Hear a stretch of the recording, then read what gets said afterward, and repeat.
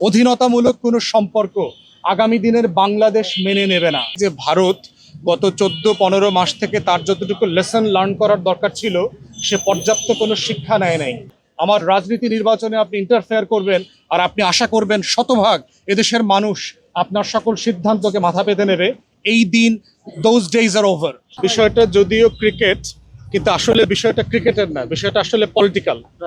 এবং শুধু এই প্রশ্নেই না, অনেকগুলো প্রশ্নে আমরা সেটা পেঁয়াজ বিক্রি করা হোক না হোক, অথবা আমদানি রপ্তানির ক্ষেত্রে, অথবা ভিসা বন্ধ করে দেওয়া হোক, ভারতের হাসপাতালগুলোতে বাংলাদেশের রুগী যাওয়া না যাওয়ার প্রশ্ন হোক, প্রত্যেকটা প্রশ্ন আসলে কোয়েশ্চেন অফ পলিটিক্স।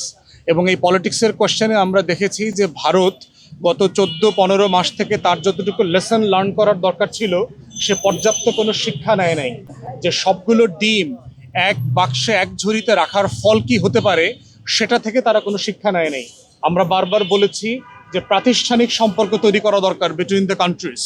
বাংলাদেশ এবং ভারতের সাথে সম্পর্কটা জনবান্ধব হওয়া দরকার, জনগণ থেকে জনগণ হওয়া দরকার। অধীনতামূলক কোনো সম্পর্ক আগামী দিনের বাংলাদেশ মেনে নেবে না।